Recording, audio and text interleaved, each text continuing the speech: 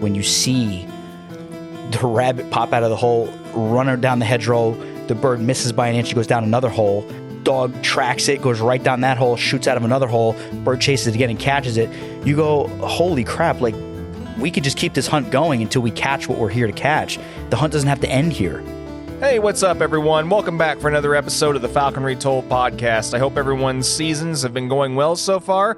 I know mine's been off to a little bit of a slow start, but hey, that's the nature of the beast sometimes. I've still been enjoying running the dogs and getting out with buddies, so that's a huge part of it for me. So anyway, I hope everyone has been doing well so far, and I hope you all have been enjoying this Dachshund series as well as the Canada series. I mean, from the feedback that I've gotten from everyone so far, it sounds like everybody's been enjoying it for the most part. So thank you all again for continuing to listen. And I've got a lot more cool stuff to come here in the coming weeks. So anyway, I have to give a quick shout out, as I usually do, to the people who support the podcast, being Yaga Crafts from Poland. I'm excited to head to the NAFA meet tomorrow because we're going to get a meet for the first time in person since he's going to be there this week, and I'm looking forward to seeing some of the other stuff that he's brought with him. And anyone that's attending the meet that might hear this midweek or so, go over and say hey to him, check out some of the awesome stuff that he makes, and give him your support. And if you're interested in picking anything up, this will be a great time since he's there in person and you won't have to worry about any shipping issues or anything like that coming from overseas, and you'll be able to instantly have the stuff in your hands before you leave. But if you're not able to attend, as always, you can find his contact info on our website at falconrytold.com, or you can hit him up at Baba Yaga Goshawk on Instagram.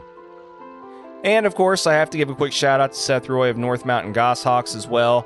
If you're in the market for a new hunting partner, particularly maybe even a parent-reared goshawk for next season, definitely get on his list, hit him up. He makes some great game hawks, and I'm pretty sure that if you put in an order, get on that list, you won't regret getting your new hunting partner for next season. I've seen some of his birds fly, and they're really, really nice birds. So head to northmountaingoshawks.com and fill out that form on the homepage there, and he'll get back with you, or you can just send him a message on Facebook. Either way, tell him you heard about him from the podcast here, and I think it'll be a decision that you're very happy with. Okay, well, with this episode, we're continuing on with our Dachshund series, and before we get started, I have to give a very big thank you to our guest for this episode. Casey went above and beyond in helping make this series happen. He's another guy that without his help, I'm not sure if all of this would have come together so well. And he even went so far as to help out with a lot of the travel expenses that were involved with this. And he also helped coordinate a lot of the people coming and meeting up with me and stuff during the time that I was in Jersey. So big thank you to Casey Everett for his contribution to this series. And like I said, without his help, I'm not really sure that this would have turned out as cool as it has. So, big thanks to him, and also big thanks to the rest of the Jersey crew that helped contribute to this series as well. Like I said, they're a big reason why this all happened, and luckily you all will get to hear from many of them as this series continues. But I'm going to go ahead and just turn things over now to this conversation with Casey Everett, and I hope you all enjoy it. Here we go.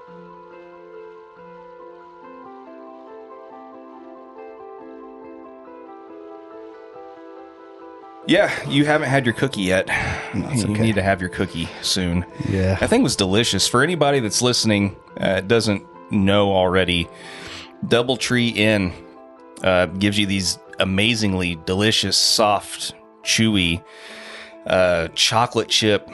I guess it's macadamia nut in there too. I don't know. All I know is it was delicious, and I don't know how well it's mixing with Kraken and Diet Coke, but I'm finding out. But yeah, no, man, this is kind of a cool little get up. It's another one of my refined setups here on the road. But yeah, man, no, I'm go ahead and just do a quick cheers. Just want to say thanks for helping me make this happen, and for getting me from the airport, and hopefully, this will be a good rest of the week, entertaining if nothing else. Oh, it's going to be entertaining, that's for sure. I know pretty much from our conversations over the last, it's been probably like 2 or 3 months or something now, just kind of figuring out how to make all this stuff happen. It's probably about like April, something like that. Something like that when we started talking about it, and it just kind of kept going and morphing. And I think the catalyst for that, of course, was talking to, our mutual acquaintance, Teddy, about, all the Dachshund stuff, and, kind of getting the inspiration to kind of bring that breed to the forefront and feature a lot of the great falconry that a lot of people have across the country, with the little bundles of joy that we all have come to know and love in the form of Dachshunds. But yeah, no, we'll get to that here shortly. But I want to go ahead and just kind of start off though. And, for those of the people that haven't really seen a lot of your stuff on socials and all that kind of crap, what in particular has been, I don't know, the flavor of the month for you for the last several years? I mean, has it been primarily like the Goshawks, or has it been just falconry as a whole? Or, what's been the main thing that's kind of kept you going with all of this stuff for the last several years? That's a great question. I hear different things, even from my own sponsors who will be on this series as well. They're very old school. They say to kind of keep to yourself. Don't flash it out in front of people. So I do hear different things. But to answer your question, what's keeping me going with my falconry throughout the last, I think this will be my 18th season, is just a psychotic obsession with flying my birds and catching game. And I've only been on social media for like maybe 5 years. I had a Facebook forever. Who doesn't? MySpace, whatever. Yeah, unfortunately. Unfortunately. Yeah. I only started posting like falconry content, about 5 years ago, and it's been growing and people follow along. So now I just kind of just do it out of habit. I always kind of film my hunts, even on flip phones when I was a kid. And just to add on top of that point of just the obsession, when I was a child, I would ride my bicycle through my neighborhood like a weirdo with a red tail with a hood on to a patch of woods behind, a school to catch some squirrels and then ride home. So it didn't really have anything to do with anyone's opinion of me or any kind of presence that I had. I just, seeing my birds fly, seeing them catch game, seeing them be successful is my 1000% goal in my falconry. And that's all it comes down to. End of discussion. You know what I mean? Sure. And so, it doesn't necessarily matter, as far as the species or whatever the case is. I've talked to several different guys that, like, well, if I don't get to see this 2,000 foot, long wing stoop or whatever, like I don't think I could, be as thrilled about it or whatever. So, I'm getting the gist then that you're one of these dudes. It doesn't matter if it's a red tail, a goshawk or whatever, just as long as you're able to get out with your bird and pursue wild quarry with it and just, kind of pursue what the broad term definition of falconry and the meaning behind it really is, and you're going to be happy doing it. Correct. Yeah. Just seeing any of these birds. That is just the beauty of falconry as well, is that, I fly a goshawk, I catch game with it. I'm not special. A lot of people do that. But like, do my birds mantle sometimes? Yes. Is their behavior not perfect? Yeah. Sometimes it's not perfect.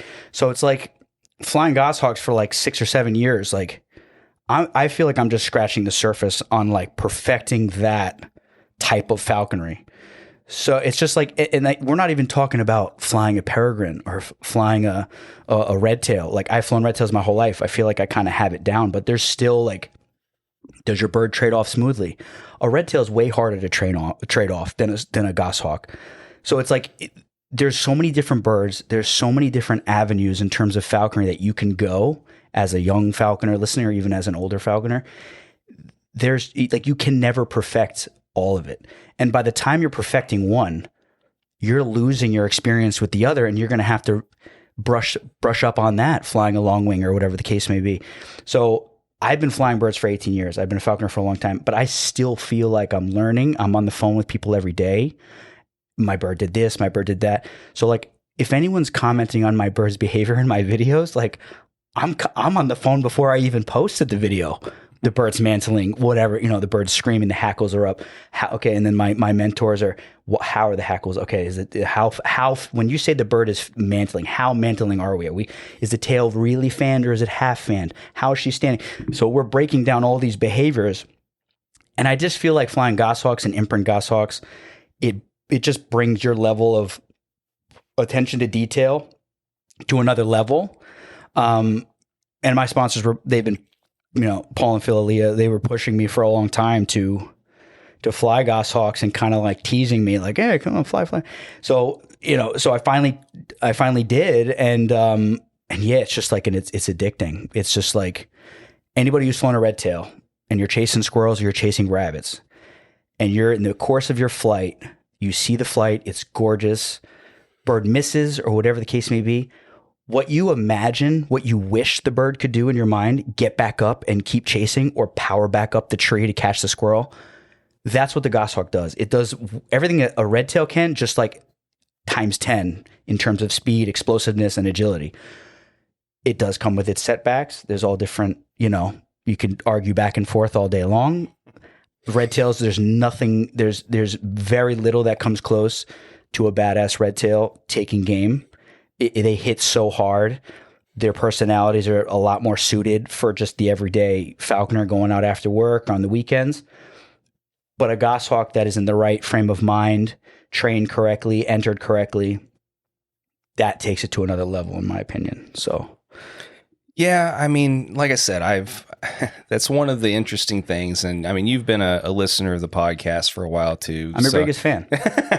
Well, thanks for the support, man. Like I'm sure though that you've heard me mention this several times, that's one of the things that I like about talking to so many people is that you hear all these different perspectives. Like I've never once so far, like, you mentioned the whole, it's like, oh, it's so much harder for, to trade a red tail off than a gosh. I think that's going to largely depend on who you ask, man. I don't know. Like it's so, my personal experience tells me different. See, it's so funny because, I mean, that there's always going to be people out there that are always going to have like a different frame of reference or perspective. Yeah, you're right. I mean, just from my own experience, and that's all we can ever speak for is our own personal experiences and what we've witnessed ourselves. But I've seen a hell of a lot more falconers get footed and have a little bit more of an issue trading off their goshawks, especially their imprint goshawks than say your average red tail. I've of course seen people be footed, by both on an exchange or a trade-off or whatever.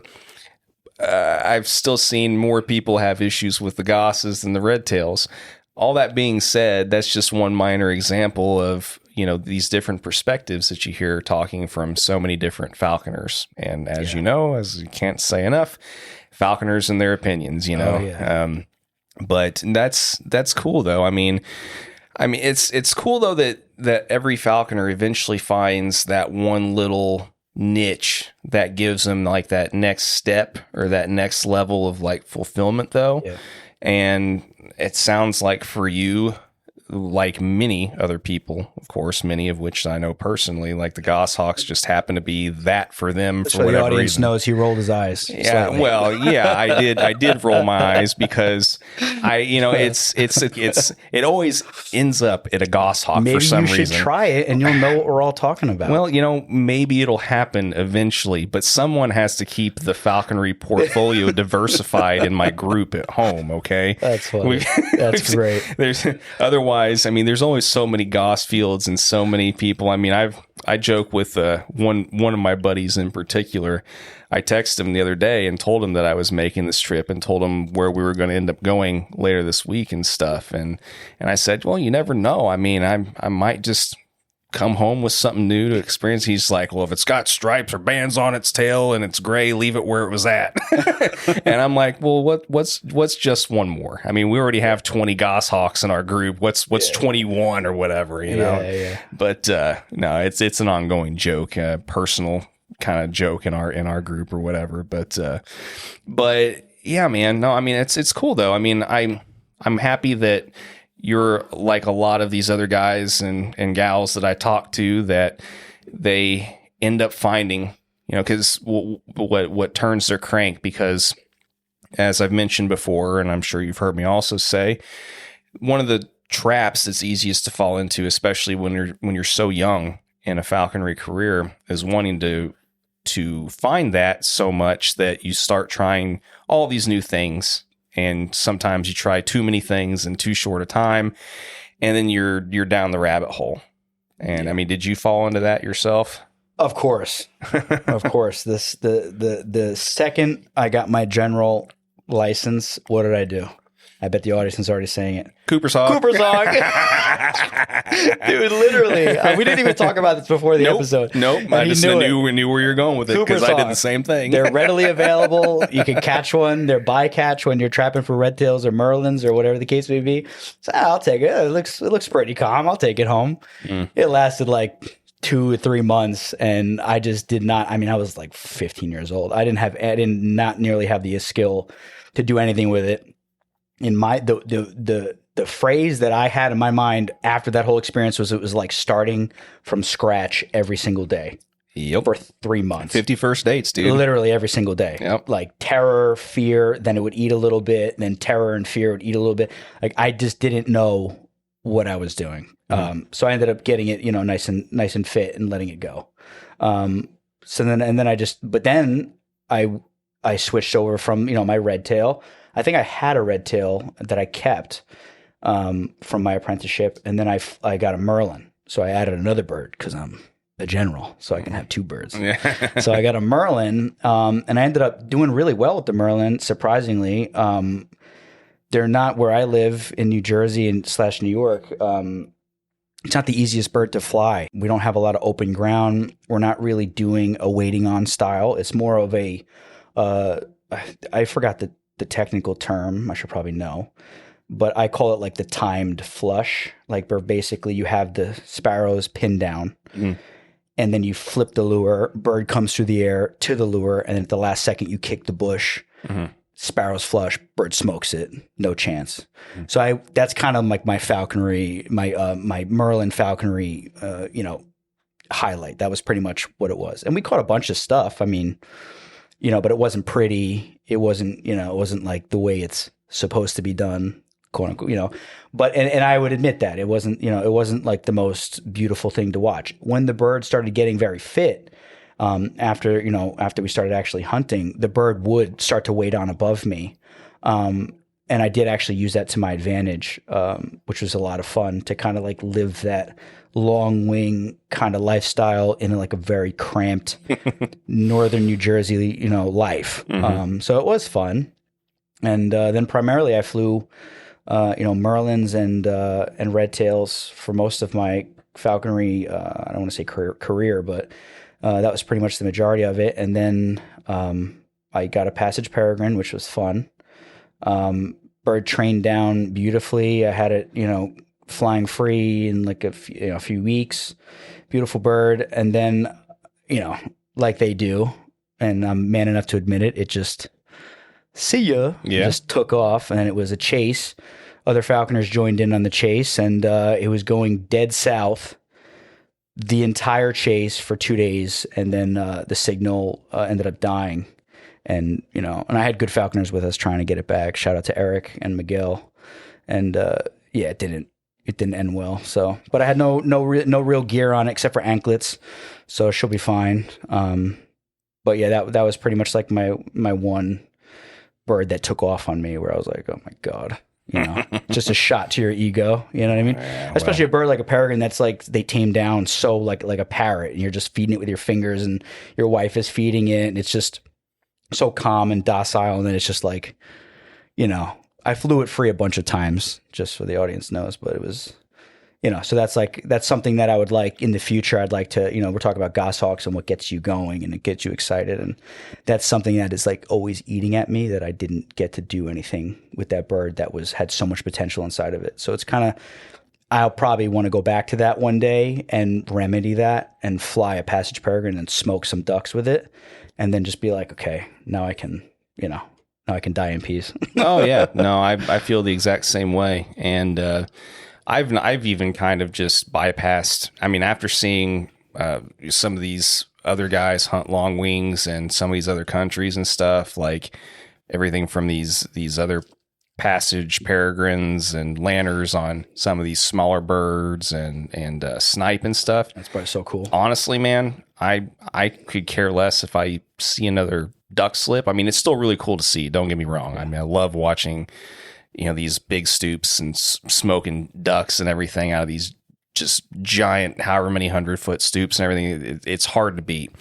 But as far as pure action and just overall involvement, I think that, some of these other forms for me, I want to do that. Like the snipe hawking and some of these other, birds and stuff, like with some of these other birds, I think that would be amazing. And that's really honestly what I would like to personally do with longwing eventually, whether that's with, a Tiercel Prairie, kind of trying to repeat what I lost after putting all that time, effort, and energy into the one that I lost, or a passage peregrine eventually. It'll probably be more realistic whenever they open peregrines again, and instead of having to do the special permits eventually. It might be a little bit more realistic then. I don't know. I don't know. All I know is I'm fortunate enough to be able to say now that I've discovered something in like squirrel hawking and some of this other stuff. And of course with the dachshunds, with the rabbits and everything, that I'm cool now. Like, like after like 8 years in this, cause I've still been in this a relatively short amount of time also.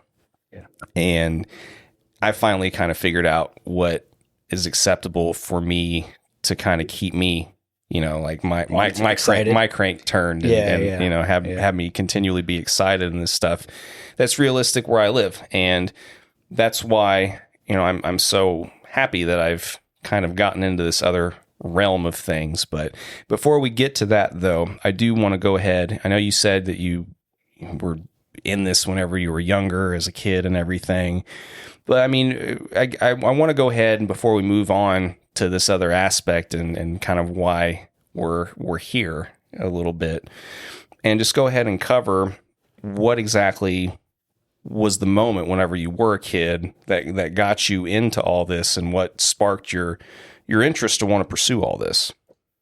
It's one of those things that, as we all discuss on this podcast many times, I can't even count. I listen to every episode. However many falconers on this podcast, they say that a falconer is not, they're born that way. That's just what they do. It's just a matter of how they discovered it.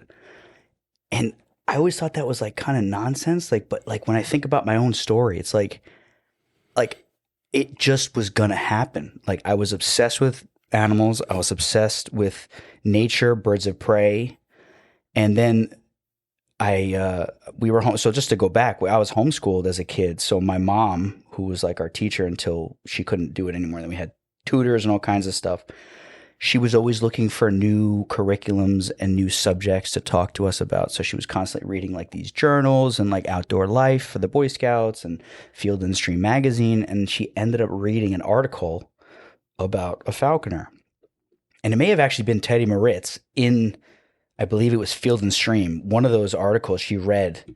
And we were on a nature walk, which we would do for, our class. And she ended up, a red tail flew over, landed in a tree, was probably chasing a squirrel. It was the middle of like the summer.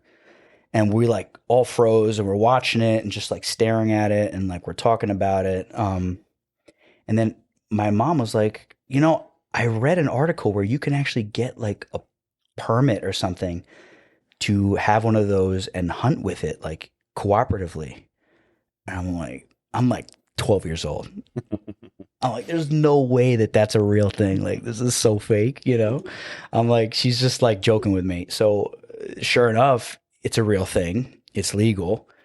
You can get a permit in New Jersey to do it, but there's like a million steps you have to go through. And to be honest, without my mom, like kind of seeing the value in it and giving me something like an outlet, I was very hyperactive. You know, like I don't know if I would have definitely pursued it eventually, but she's like, okay, well, let's look into this. Let's see what's involved with it. You know, we had every other pet in the world, you know what I mean? And that was kind of the first thing, like a lot of falconers is kind of like, it's cool to have, you know, and the fact that it will fly free and come back to you, which is like so cool. You know, so it was kind of like that. And we kept looking into it and going down the rabbit hole. Took forever. There was no hashtag falconry back then. I don't even know if there was Facebook back then. It was like 2005 or 6 or something like that. No, it was 2005 because I got my license in like 2006. So we're going through the rabbit hole. We called the state. The state is like, you know, like every good state agency does. They're trying to talk you out of it, telling you it's too, you know, it's not what you think. It's not just a pet bird. It's a lifestyle change. It's a lot of a commitment, fine, whatever. And we're like, yeah, okay. No, we get it. We get it. So they say, okay. So they gave us a list of numbers. Back then, I don't know if they do that now, but they gave us a list of numbers of people in our area to call. They still do that. They still do that? Yeah, at least in some states they do. Which is pretty crazy. But anyway, so they gave us Paul and Phil Aaliyah's number. And I think we called them and left a voicemail. And then we were waiting for a response. Then we didn't realize, but we put 2 and 2 together that our neighbor, we lived in like a, you know, suburban area where like landscapers are everywhere. Our neighbor would shoot squirrels. You know, there were squirrels all over the place. He would shoot them, put them in his freezer. Everybody in the neighborhood knew because his landscaper fed them to his birds. So I walked over there, I knocked on the door. I said, Mr. I don't want to say his last name, but I said, is your landscaper a falconer? And he goes, yeah, I think that's what he does. I don't know. He just takes the squirrels, he feeds them to his birds. I said, okay. So he said, yeah, next time he's here cutting the grass on Friday, come walk over Saturday. Me and my mom, we walked over. Mike Ottinger, who a lot of you may know, New York State falconer, awesome dude, was my neighbor's landscaper. And he's a falconer, a good one. So we started talking to him. If anybody knows Mike, he's the nicest guy on the face of the earth. He says, come up to my house. I'll take you on a hunt. And I'm like, really? Sure enough, we get in the car. We drive about an hour and 20 minutes to New York, get to his house. We walk in the backyard. He lets us, you know, take pictures with his birds, stuff like that. And the way Mike's house is set up is like you can walk into his backyard and there's like a little patch of woods.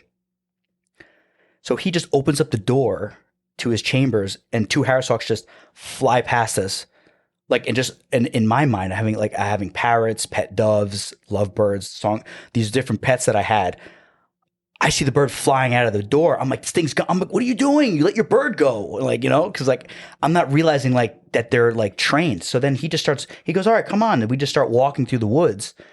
As we're walking through the woods, I just hear the bells and they're just following us.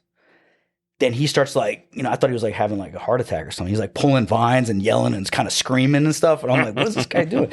And then I see the birds chasing the squirrel. I'm like, oh my God. So I start running and I'm like trying to get involved. My mom's like falling over the place, like tripping on sticks and stuff. Cause she's, you know, not going to let her son like walk around with some guy in the woods.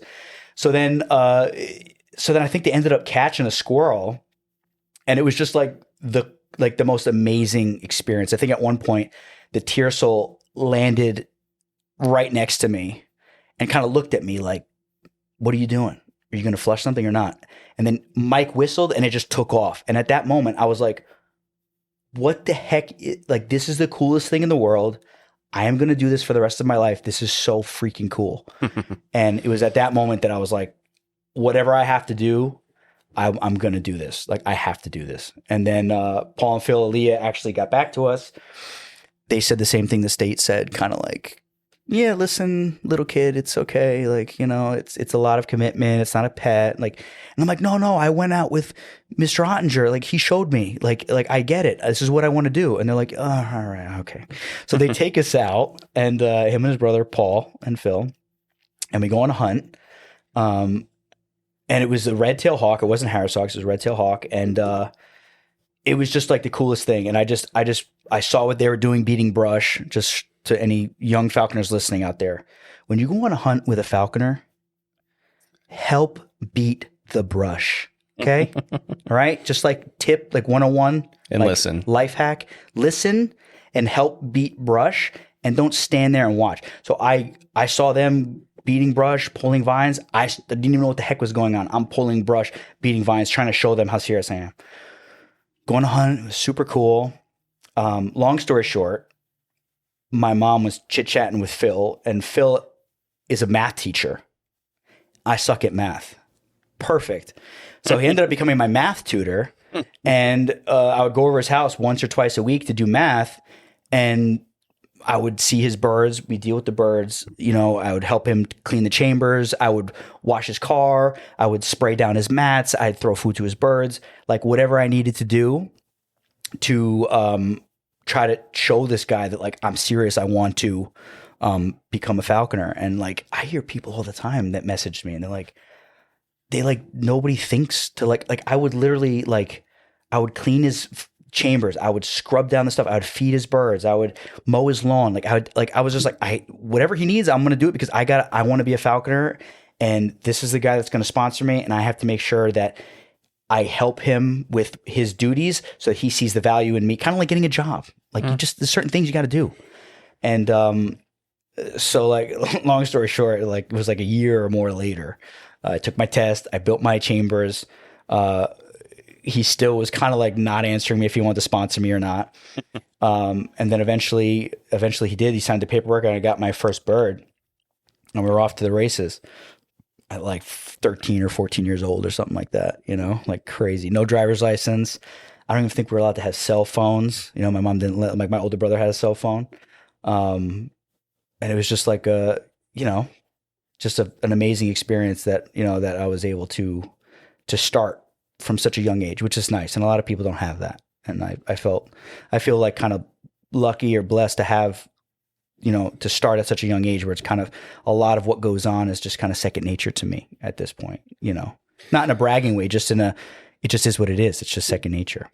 Well, yeah. I mean, the younger you start in anything, the better you're able to absorb it. That's right. And that's why I think it's great that a lot of these other countries teach 2 or 3 languages from the kindergarten age on up. I mean, important. Yeah. Do you think of how well off we would be in our country, if we did the same type of thing? My son's bilingual, so yeah. But yeah, circumstances are just a little bit different in your household, though. Yeah. But no, man. I mean, yeah. I mean, it's great though. I mean, I think about that all the time about how I wish that it probably would have been better. Or I would have liked to have gotten started earlier, but I think kind of what you said, I agree with kind of certain points of it, and, not completely, but not, totally disagreeing either, in that I don't know if people truly are 100% born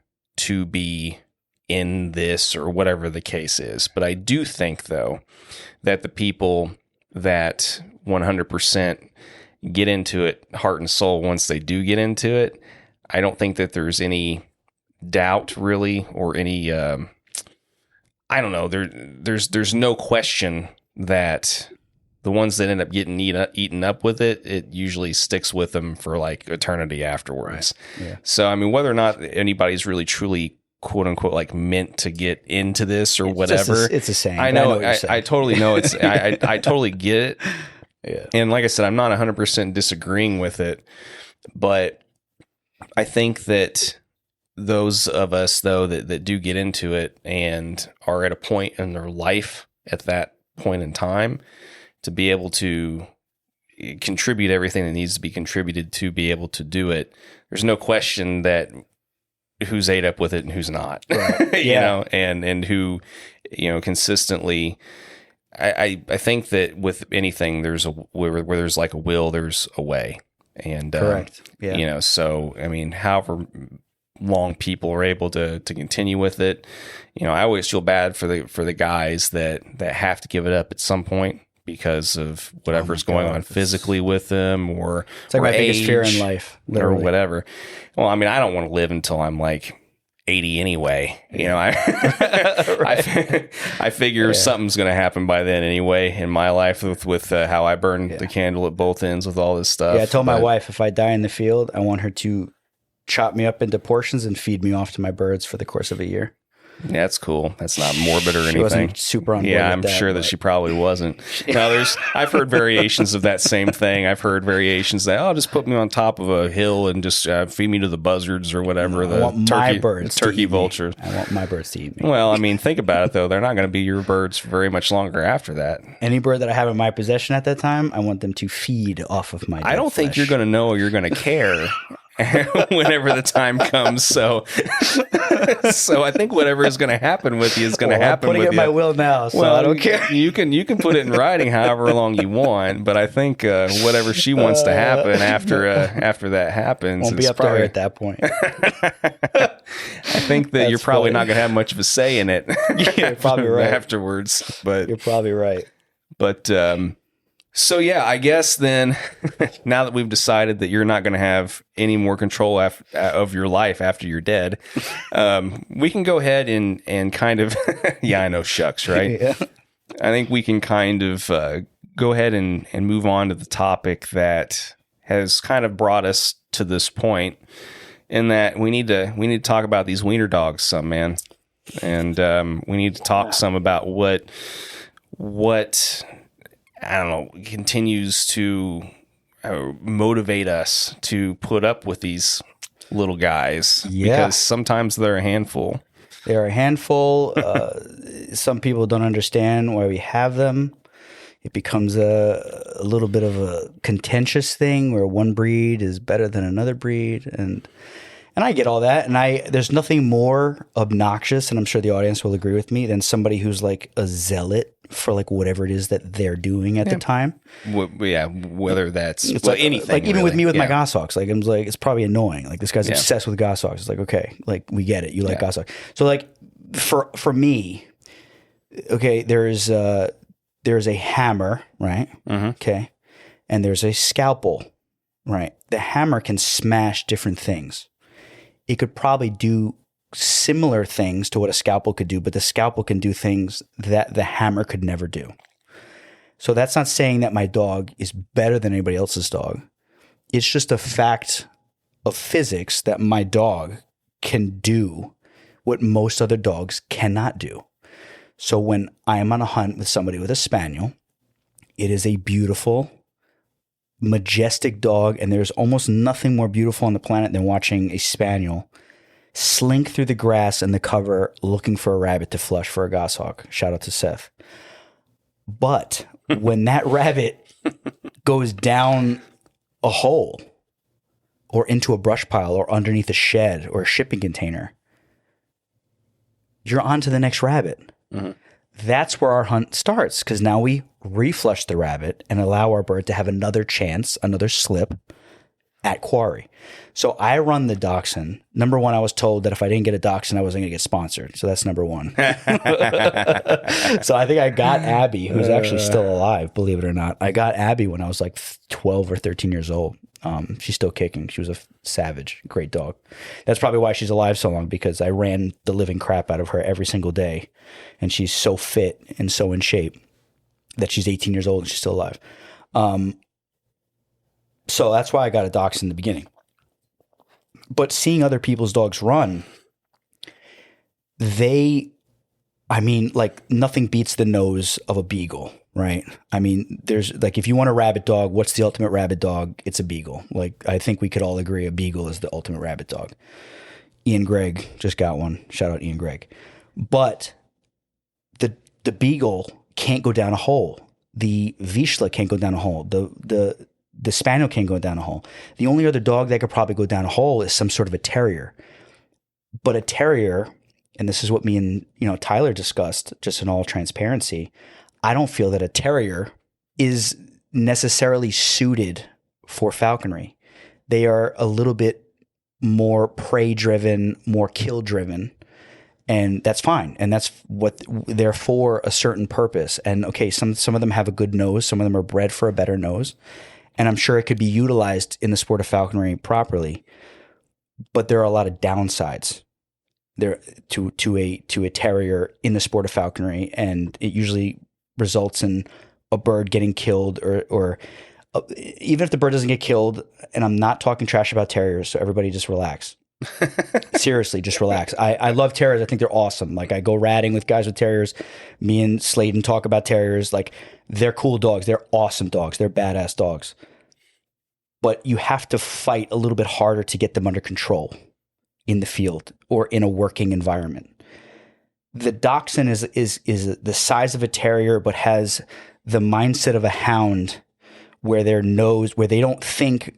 My dogs and other people's dogs that I see, Dachshunds, they don't think with their eyes like a terrier does. They're not running and looking.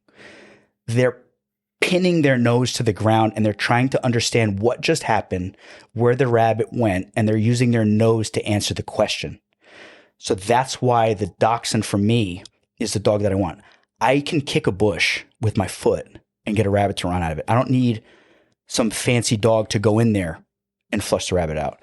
But when a rabbit is in a hole or under a brush pile, you ain't getting it out. There's nothing you're going to do besides get an excavator to get it out of the hole. So what am I doing? Am I putting a ferret in? We're not allowed to use ferrets. If we were allowed to use ferrets, maybe I'd use a ferret. But I can't. So Yeah. the next best thing is using a Dachshund, in my opinion. So I'm not a zealot. I'm not a Dachshund crazed, person that thinks they're the best dog for everybody. If you're out west hunting sagebrush, you really don't probably need one, right? When it snows, if you're up in Canada and you get 10 foot of snow, like, is the Dachshund short legs going to cause a setback to the performance? Probably. But if it's there and a rabbit goes in a hole and you have it with you, it's going to pop it out of the hole, and your bird's going to probably have a better chance of catching it. So it's a surgical instrument that we use, and especially in the area that I live and where a lot of people, unfortunately, are moving, not even moving. You could stay right where you are. The urban sprawl is going to spread to you, and eventually you're going to have no fields left to hawk. So you're going to have to go behind Home Depot. Everyone who judges me, you're going to have to go behind Home Depot, and you're going to have to catch a squirrel in the little strip of measly woods that's left there with 10, 15, 20 squirrels in it because they eat the garbage. Or this, the field behind Target where there's a nice, beautiful field that they're getting ready to turn into a TJ Maxx. So I use the Dachshunds because there are a lot of crevices and places for the rabbits to hide, and it's not economical to beat. You can't. I mean, you could beat the brush as much as you want. You'll have 2 or 3 chances at quarry, and then it'll be in a hole, and then you got to pack up and go to the next field. So with the Dachshund, you can continue to reflush. Some people may say that that's not sporting to continue to reflush something if it makes it to a hole. Leave it there. That's fine. I watch some of my boys out in Europe. They cast their goshawk off after ducks. The ducks flush, put back in, bird lands in the tree. They immediately try to get the bird back on their glove to then reset the slip to start over. That's the traditional way to catch ducks with a goshawk, from the fist.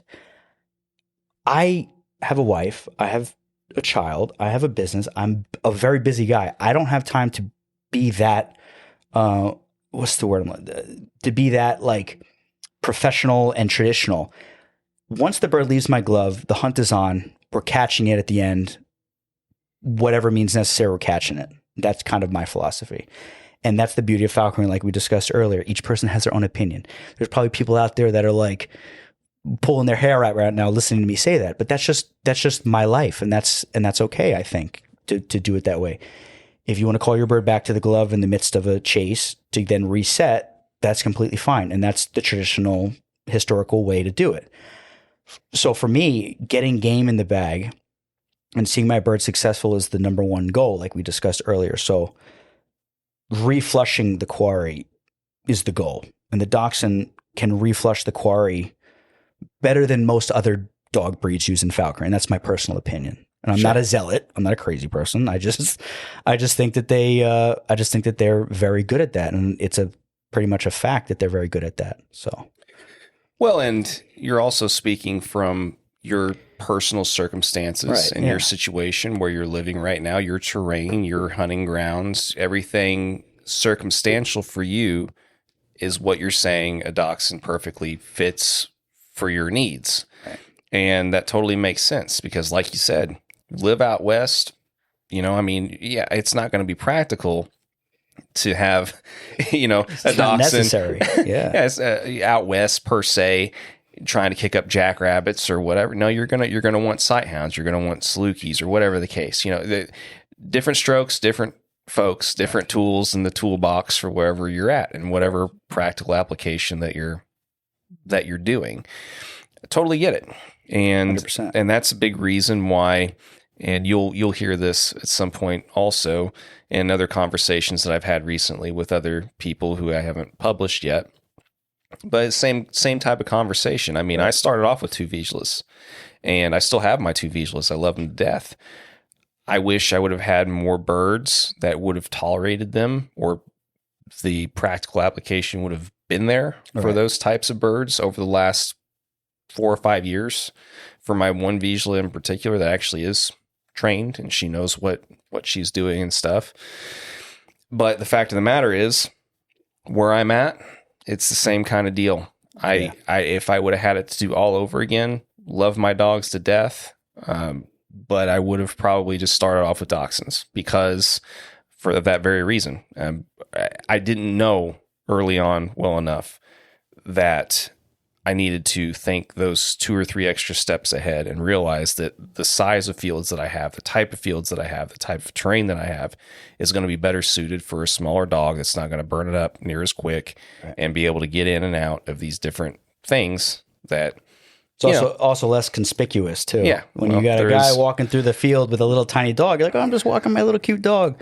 See some guy with this big, beautiful pointer. They're like, what's this guy doing out there? He's hunting or something, But yeah, so, I mean, now that we've kind of covered the reasoning and the utility aspect of things, I mean, what other aspects of the breed, though, really attracted you to them? Because, yes, they definitely are a particular tool for a particular purpose. But I know for me, I was really attracted to the personality of them.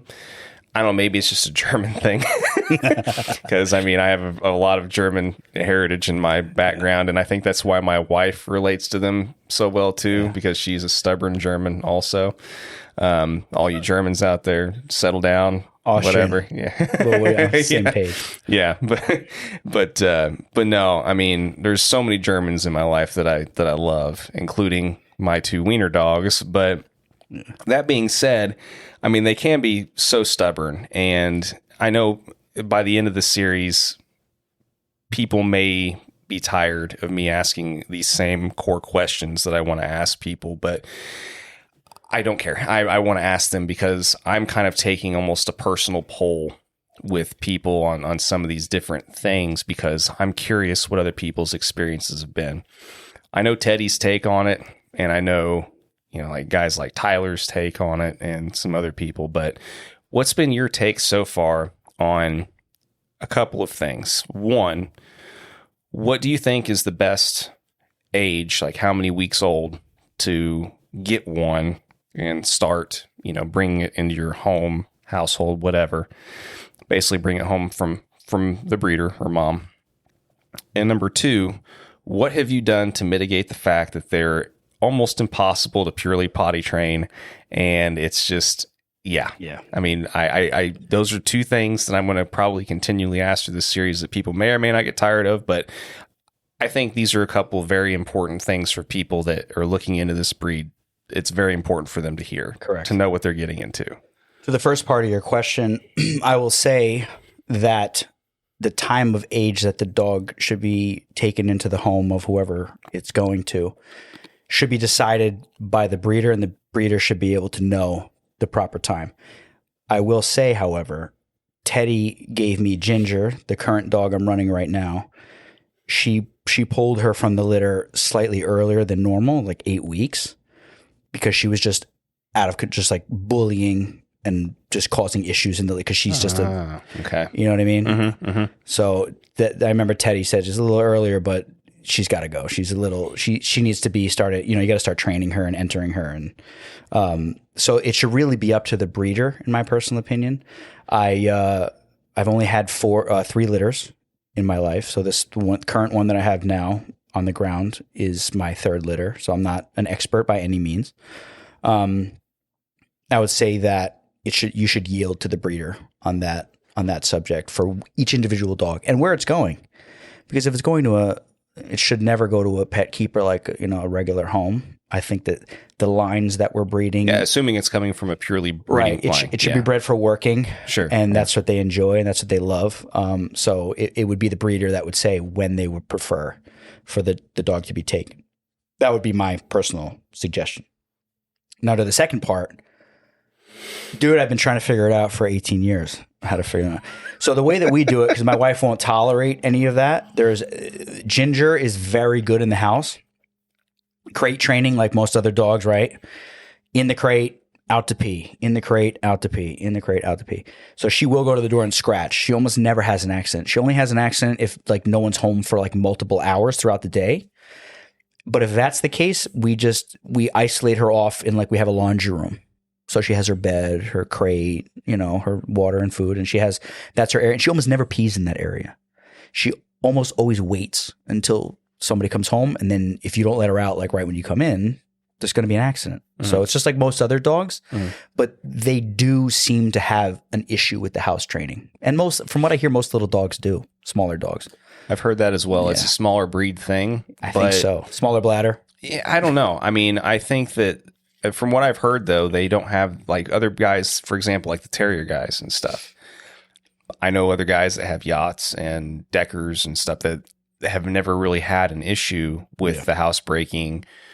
Smaller breeds also, whatever the case. I know other people that have had rat terriers that really haven't had issues either. Yeah. I just, like I said, I like consulting other guys that have had dachshunds for a while on this topic because good Lord in heaven, it was a wake up call for me. It's a pain in the neck, yeah. Sometimes and there's nothing more frustrating in the world whenever you're doing the best thing I've been able to try to do to mitigate all this is I kind of do almost a timing thing as opposed to because you can let them out, and they will need to go, but they don't care. They will come right back inside and drop a load. They don't care. I've seen that sometimes, where it's like kind of like at their discretion. So they'll be outside all day and then you let them in and then they're like, oh, I got to go. Yeah. And I'm just going to go here. Yeah. They don't just care. Go. So it's like, you're almost better off just like isolating the dog somewhere in your home, like a kitchen, a laundry room, a guest room, not a guest room, but like somewhere that's, not out of the way. Like our house, we have like kind of an open concept, smaller house, and then like the laundry room's like right there. So we just put the gate, so she's like right there. And after she pees, she's in the house. She's playing with us. She's running around with my son playing. But after like an hour or two, it's like, all right, she was back in there, or she goes back outside, and she's outside most of the time anyway. So okay, yeah, and I know like for mine, I've noticed too, like Hades, which is my black and tan. He's a year older than my other one. I've noticed too, and I don't know if this is just, I think a large part of it too is timing throughout the day. And because I try and take mine out every couple hours too, to try and just at least give them the chance for the light bulb to go off and be like, oh, okay, I guess I'll just, go ahead and go out here, And sometimes I have to wait them out to like, you almost have to out stubborn them. Because watching them outside in the yard until they go to bring them back in. Exactly. Yeah, I've done that before. Yeah, because like Hades, especially my black and tan, he will sit there and he'll sit there and he'll stare at you. He'll just stare up at you with those cute little eyes and and just that little face and everything. Be like, we're going back inside, right? I'm like, nope, not until you go potty, And we'll sit out there for like 15 minutes sometimes, and finally he'll just do his back and forth thing, and he'll squat and he'll go. Yeah. But he squats. Well, he'll. Well, to take a dump. To take a dump. Okay. I was like, I thought your dog sits when he pees. I was like, dude, what kind of dog is that? Dude, you're drinking a White Claw over here. So the audience doesn't need to know. No, this. Well, they know now. You shut your face over there. But but so yeah, he. He's a lot more stubborn about it than Horace, the younger one, who's my Dapple. He's a lot more predictable. Like, especially first thing in the morning, go out. He does both, right? I mean, pretty consistently, pretty quick. Yeah. And each dog is different, I've noticed as well. It's very much so. And that's why it's so frustrating. Because sometimes there would be some weird, odd days sometimes where they switch roles. And it's like they almost coordinate and plan this with each other. They definitely have accidents. And this is I want to say my 5th Dachshund over the years. Mm-hmm. It's my 5th Dachshund over the years. And Ginger by far is the most responsive and less likely to have accidents out of all of the ones that I've had throughout the years. Common denominator, well, not necessarily the common denominator, but the common denominator is that I'm not with my family anymore. This dog I got with my wife and myself, and I am the one that's disciplining and not allowing certain things to slide. Before, it was my mom was home all day while I was at work, and she's kind of like babying the dog and, oh, it's an accident. And then when I get mad and discipline, the dog's kind of like, oh, this guy's crazy. So it's like Ginger knows if she pees on the ground, her face is going in it, she's getting smacked, and she's going in her crate. So like there's like a level of, the dog doesn't want to upset the household by having an accident. So she will go to the door and scratch. Each dog is different. Some of these dachshunds do not care. Yeah. Mm-hmm. Other ones are like emotional, like they just want to, like they want to be with you. They want to serve you. So each one's different. That's what I've noticed. Yeah. Well, and I think I mean, you're always going to have exceptions because, I mean, dogs, birds, it doesn't matter what, every individual soul, every individual animal, human, whatever, is going to have personality differences for sure. 100%. Well, I mean, like I said, that answers my question that basically these things are just they just don't mitigate it. Just put up a fence. Just if you're planning to get one or you see the value in having one, just have an area in your home where you isolate the dog to that area when you're not home for multiple hours, and then let the dog in and out when you are home. Also do the crate training like you're supposed to do with every other dog breed in the world. And we do that a lot. I mean, we crate train all of our dogs. Some guys I know, they just keep them in the crate while they're not at work, but like when they're out, they just put them in the crate, and then when they get home, they let them out.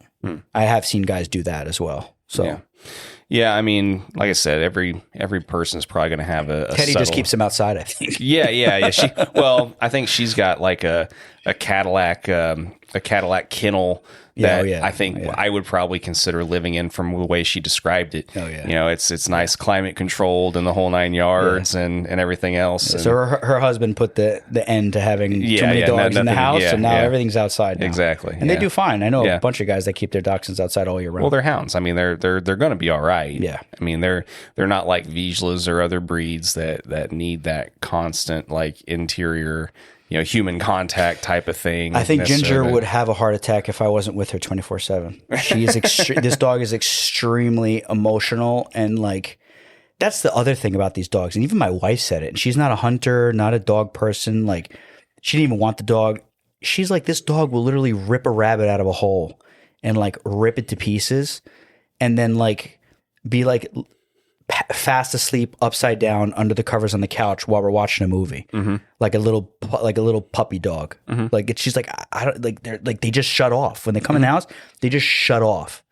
Like some dog, and I don't like I said earlier, I don't have a lot of experience with other working dog breeds, but like from what I hear from people, like some of these breeds, they just don't stop. Like they're just always like hyper and running. Like when the dachshund comes in the house, they're like, okay, we're done. Time to crawl under the covers and go to sleep, and hang out with the family. Yeah, mine have their moments, but mine are also still very young too. Right.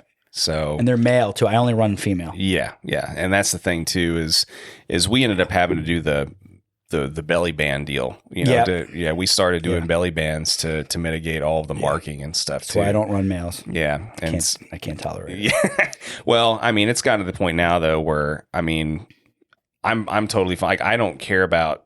Even I don't worry about urine anymore. Like I just, we keep a constant stock of maxi pads laying around, line those in with belly bands, and that's completely solved that problem. Yeah. And we just have a bunch of ones that we change out, we wash them, and it's all good. but it's just the occasional nugget you find after. And that's the other funny thing too, is sometimes they'll go outside and, they'll both be, all right, good. We're good to go for at least, 5 hours or whatever, and come back inside. You go around the corner, come back around, and there's another nugget laying in there. And you're just like, what the hell is this? I mean, seriously. But I mean, I guess that's just some of the sacrifices that we make in putting up with these little guys. Yep. They take a little bit more maintenance in certain areas and less in others, because they are a smaller dog, which is nice, because they take up almost no room. No, the footprint's next to none, plus the veterinarian aspect of it. Food, it's just super low. They eat like next to nothing. It's like, I mean, don't get me wrong. I mean, we could sit here and talk about all the negatives all day long, but the fact of the matter is at least while I'm living where I'm living, which is probably going to be forever, unfortunately. Right. I don't think I'll ever go back to a larger breed after dealing with the Dachshunds, because it's just, there's so many more aspects of life that is convenient with having a smaller breed dog like this. Yeah. Not just with the hunting aspect of things, but just life in general, I think. And they're so much easier to deal with on the road and stuff too.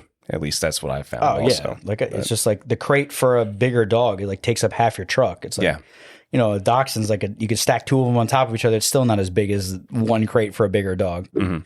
So there's a lot of benefits. There's a lot of pros. There's also a few cons, like with the house training and stuff like that, which I think is kind of, you can mitigate it with certain steps that just stop it from happening. Because my wife won't tolerate it. So I have to.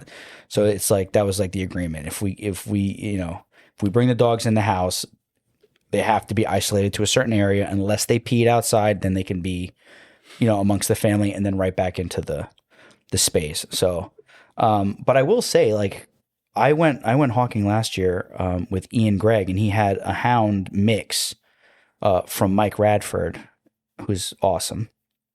And that dog has a nose on it, and it pushed those rabbits out and around and all the way back. But then they hold up. Ginger popped it out, and the hawk smoked it. It was the perfect scenario. So sometimes I do fantasize about getting a bigger dog to just cover more ground, because like I said, I'm a busy guy. So it would be nice to have a dog that could just work a whole field in 10 minutes. The Dachshunds, they're small. I mean, they're just a smaller dog. They take a little bit more time, but their nose is, I mean, it's phenomenal. Especially though, it depends who you're purchasing from, the line that you're getting from. Because some people, just so everybody knows, there's some people in the country that are breeding for the size of their dog, for the whole work, right? Yeah. Which is fine. We need that. We need smaller dogs for whole work. There's other people breeding for just the nose, that nose of that dog. We want more of that, and we're isolating that gene to get the best nose out of the dog. But sometimes it results in a slightly larger dog. So Ginger, who people may think is small, she's not as small as I'd like. Her percentage of whole success went from literally 75, 80% to down to 60% or 55% towards the end, because she was a puppy when I entered her last year. So now she's filling out, and her chest is getting a little bit more broad. And I noticed that her success in the hole started to go down a little bit.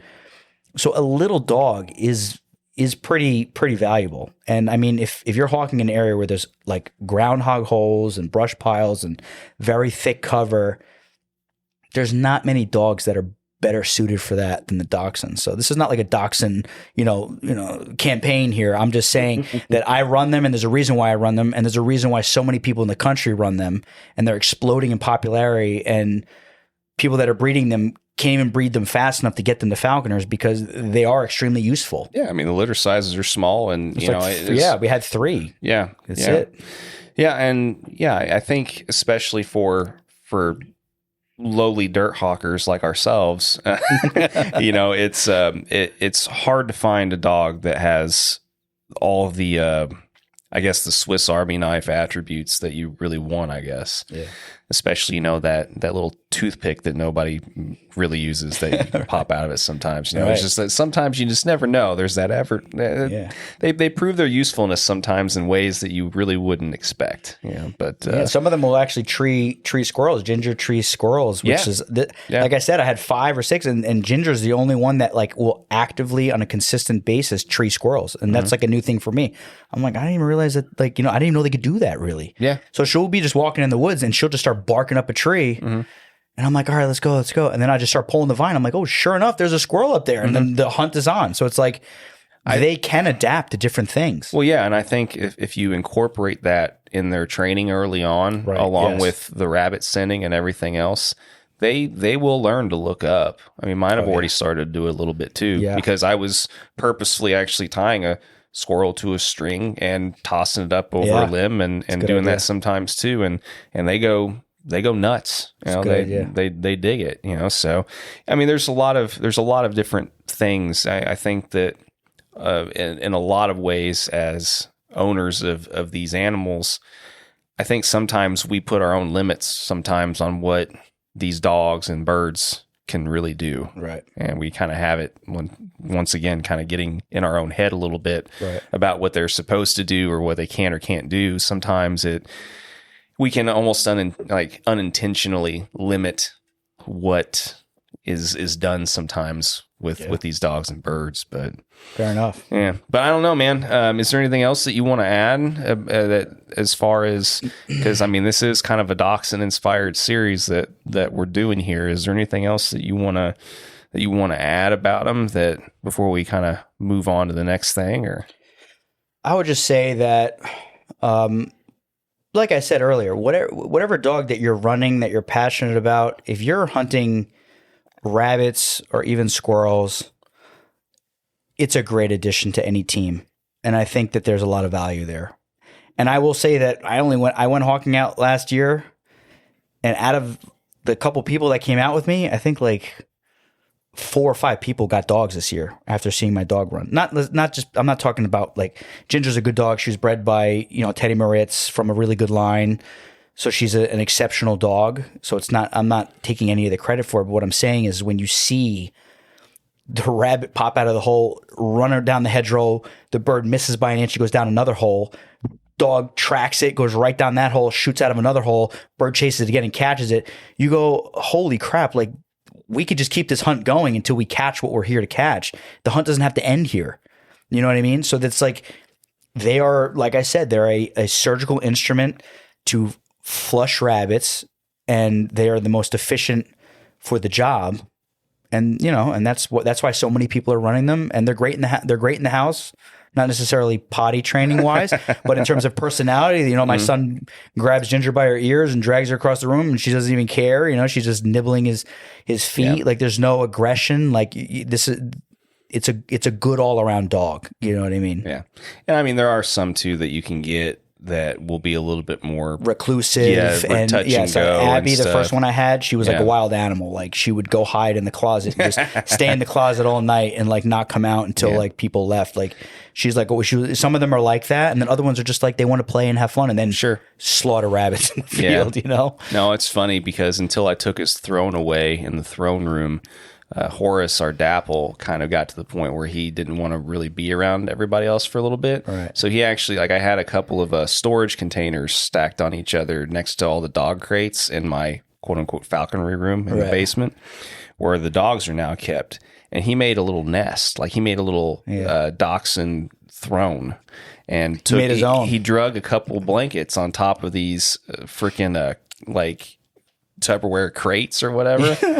And said, screw this guy, I'm making my own throne. Exactly. That's exactly what he did, man. He took like 2 or 3 blankets up there and he drug them on top of these storage containers and made himself a little nest right up there. Yeah. And that's anytime I didn't know where he was, I'd always go, and he was always on top of this until I screwed it up for him and took it away and used him for something else. That's right. But it's funny, man. Their personalities. It's hard to find dogs with a more unique personality set, I think. And they're just so persistent too until they get what they want. That's another thing I hear from people is like, oh, they're so small. Like, don't they get tired? Like, I've never seen any of my dogs give up on a hunt ever, like where they're tired. I had the opposite problem. They do not stop. Like, I've never seen them stop, even in snow over their head where they're just jumping to go through the snow. I've never seen them just like stop and like, oh, like, no, I've never seen it. They're just, they want to go all day. That's it. And that's how I knew that I needed to start kind of cracking down some more on e-collar training and stuff. E-collar is important, ladies and gentlemen. You got to have an e-collar with these dogs. Yeah. Because they get to the point where they do not listen. Some people don't agree with it. Some people, their style, like we were talking about earlier about styles, some people like to cut the dogs loose and do traditional houndsmanship and just let the dogs work out the field and figure it out on their own. I have that type of personality myself, but in a certain area where there's cars, there's potential predators, coyotes, like I can't just let it. And if they're flushing game 150 yards away from us, that's not helping us. So sometimes the e-collar is extremely useful, and you really only need to use it a couple times, and then the vibrate mode is more than sufficient for these dogs. Yeah, 100%. But I think not running, because I was a little kid, I had no money for telemetry, no money for e-collar. I didn't know what an e-collar was until like 2 years ago. So like, when I put one on Ginger, like, oh my God, like the dog is like a robot now. Like I don't even have to shock or nothing. Just hit that vibrate or hit the tone and just boom, she's coming flying through the woods. Where are you? Yep. Get in this hole. Boom, in the hole, rabbit's out the other side. Done. Yep. It's just, it makes life so much easier. Yeah, and I'll tell a cautionary story about those big, very lines, basically. So it's a running joke with one of my other hunting buddies that Horace has the ability to stop semis. Oh my God. Yeah, you can see where this is going. Oh my God. So basically, I didn't have to worry about using any kind of correction with my dogs until pretty much the end of this past season, because Hades especially, he didn't really have the confidence. He didn't leave my heels for the majority of the season. Yeah. But slowly but surely, after working with him, gradually get more confidence. Get more confident. Man, by the end of the season, I could not make them stop. Right. I could not make them stop. So there's a spot that a buddy of mine has, and we were kind of hunting in this ditch line next to some apartments, and across from this ditch, or this kind of ditch area or whatever, it's a parking lot in a business that really isn't used very much, or but they do occasionally get trucks that go through there, right? So I'm trying to recall them back, and Hades actually listened, but Horace, he was on a scent or a trail, and he wasn't really listening, and he went out in the middle of the parking lot, and luckily this dude driving this big freaking semi saw him run out in the middle. I mean, there was still distance between him and the dog, and he stopped and got out, and I was able to get down to him, and get him back and stuff. But that was the come to Jesus moment for me. Yeah. And because I mean, it wasn't like close, but it was close enough to be really uncomfortable for any dog. Yeah. And then there's another spot that's kind of adjacent to that where we're continually running rabbits in and out of. And so they were both just going, Hades and Horace both were just going at it, would get rabbits kind of running in and out of this little patch just past that ditch line. And it was time to go, and I could not get them to stop. Yeah. And I finally had to reach down and grab them both when they were right at the edge of that, but they kept going in and out. I couldn't get them to come back. Right. And I was like, okay, it's time now. Yeah. But the reason I'm using this as a cautionary tale, number one, is to warn people, yes, you will eventually need to have some sort of corrective measure for this particular breed. But number two, don't be so hardcore about instigating it too soon either. No, because you can stifle the dog's. You can totally stifle the dog's personality by using it too much. And Ginger, like I said, is a killer. Anybody who's seen the videos of her working cover and pulling rabbits out of holes, she's a killer, but she's sensitive. And I almost used it too much, where she was like, kind of like when it was on her, she was like, kind of like, oh, I don't want to go anywhere where I'm not supposed to really go, and kind of like holding back a little bit. it's just like, I'm sure like a lot of these dog guys that are great, like, like Sladen and like some of these other guys that like are really into like the dog's behavior and how they work. It's just a tool. The e-collar is a tool to communicate with the dog when you can't physically communicate with the dog. Sure. So if they're running a deer or a coyote or whatever the case may be, you can hit that vibrate button, no response, then you can hit the shock button. Yep. Boom. Yep. That is wrong. We do not run deer. We do not run coyotes. Come back here right now. Yeah. It's a communication pathway with the bird. And falconry, as we all know, is all about communication. We're building bridges with our birds through communication with food. We're building bridges with our dogs between praise and discipline. The e-collar is just another method. It's not abusive. It's not hurting the dog. It's correcting them in a moment that needs to be corrected. And the correction can save their life in some form or another one day. Sure. And like I said, I was fortunate. Like I told a couple of people about, this particular situation afterwards. And they were like, well, I'm really glad to hear that you waited until it was an issue to start implementing the correction, because otherwise you could have ruined confidence for and sure, stuff. 100%. And so I mean, just a cautionary tale, food for thought.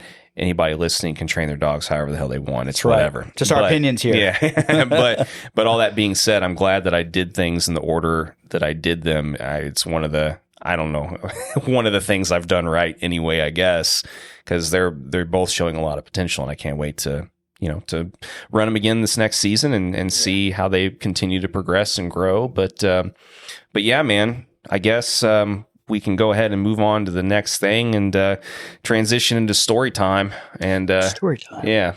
And guess get a couple of your favorite stories and then kind of come close to wrapping this pretty soon. Okay. So you were forewarned about it, though. You've had time to think about a couple of your favorite stories. So I know. And it's such like, if you're in the field all the time, there's so many fun things that happen, memorable things, intense things.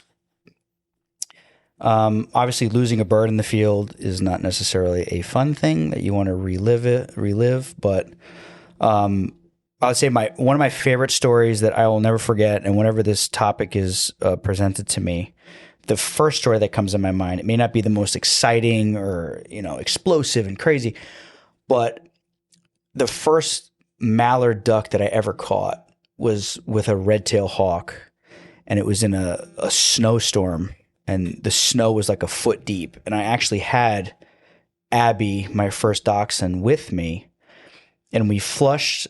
We were hawking rabbits, and I saw the ducks in this stream, and the red tail just started making passes. This is an intermediate red tail. This is, she's probably 5 years old or so, making passes at these mallards just because, red tails will do that sometimes. They're game for anything.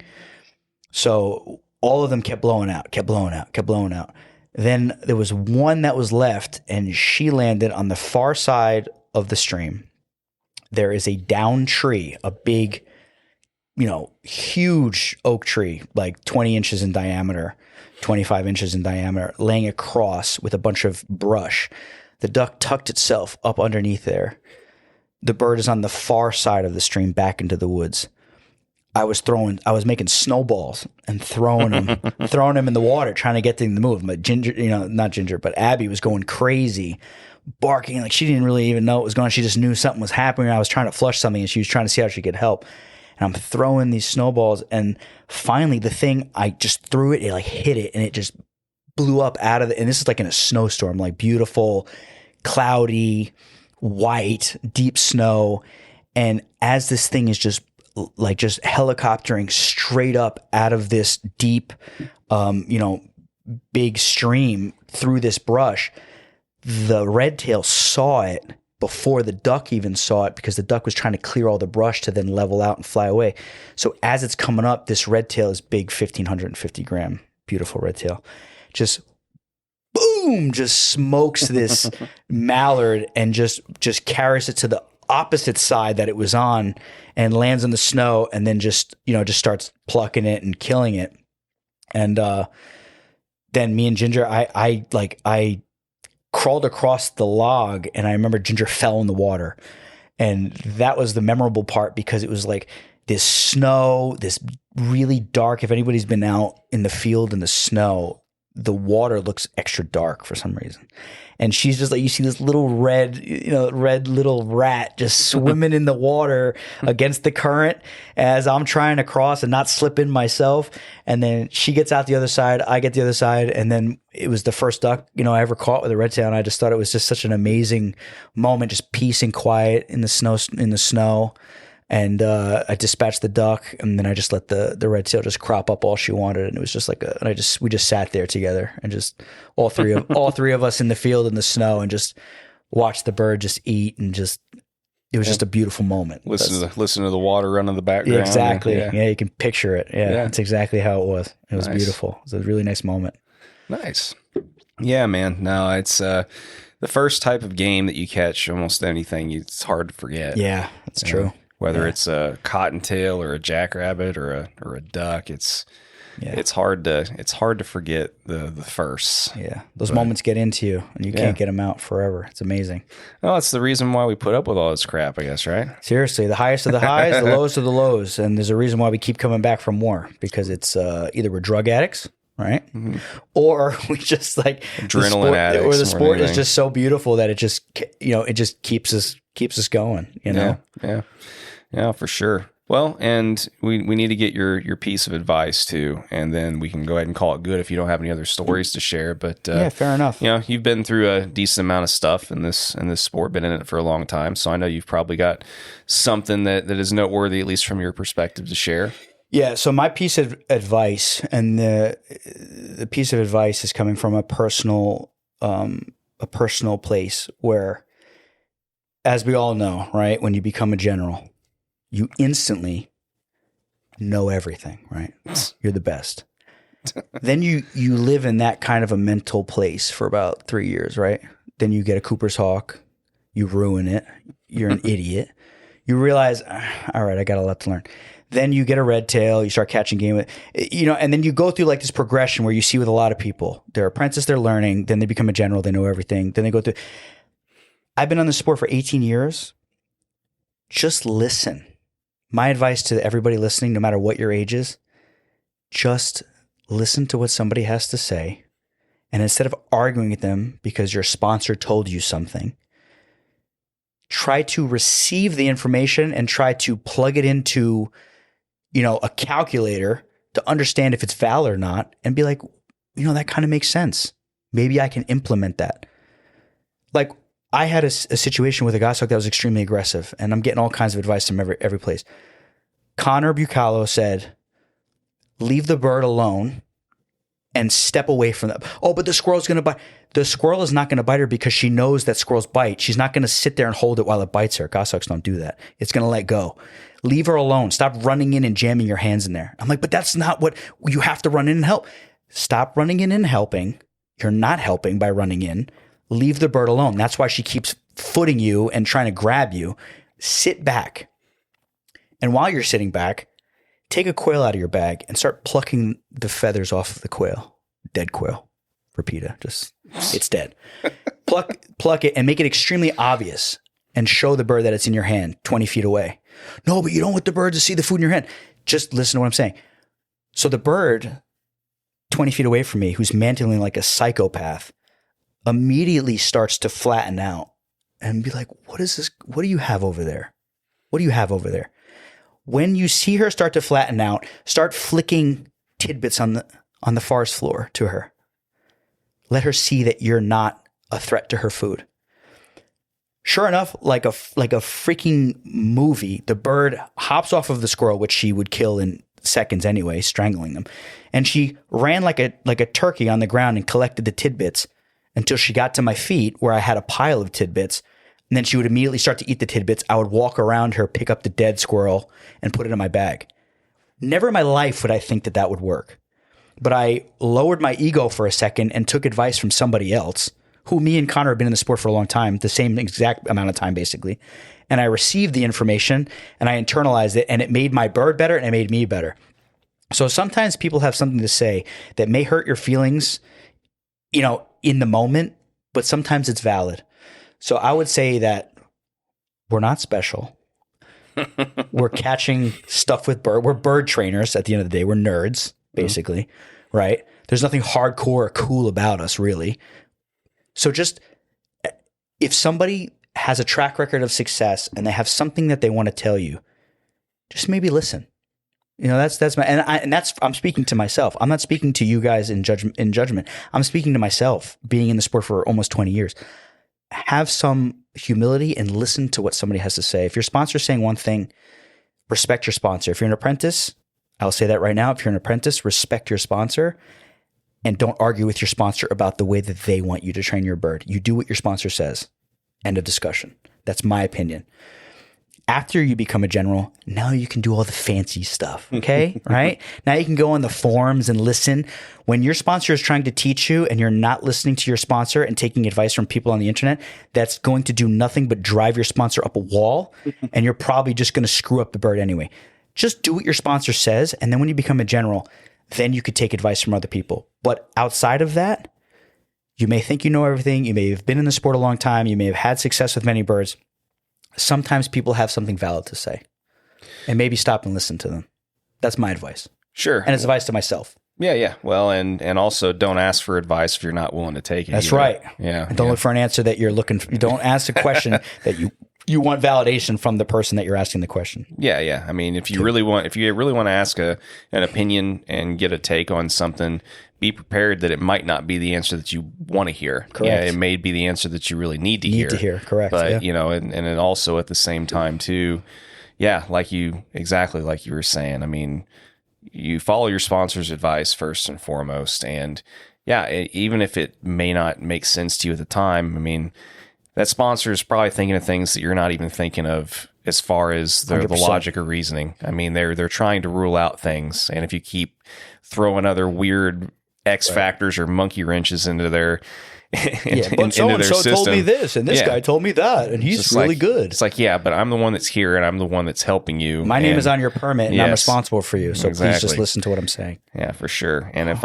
I can't go through this step-by-step, kind of trial and error issue trying to help figure this particular bird out, then I'm not going to be able to if you keep doing all this crap to 100%, to 100%, to throw wrenches into the whole system. But well, that's great stuff, man. Like I said, I think that once again, even if people hear repeats or whatever of some of these things, there's a reason why I've kind of made this a staple in how I end these episodes, because some things you just can't hear enough. And, like I said, the words of wisdom sometimes can't be repeated often enough for certain things. So I appreciate you sharing. And I want to say thank you again for helping to make this series happen. I hope that this is going to be kind of something new for people a little bit, and, something else from a different angle that they can get something out of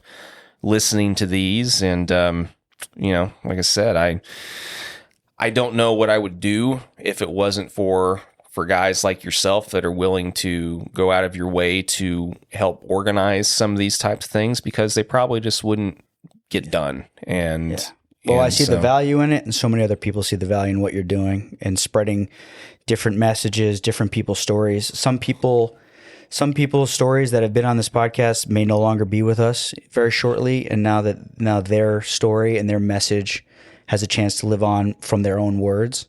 And I think that that's just a super valuable thing. And that's kind of what I've been doing to sell this whole thing to all the people that we're trying to get on this series, just because of it's a valuable thing to the community. Regardless if you want to run Dachshunds or not, doesn't matter.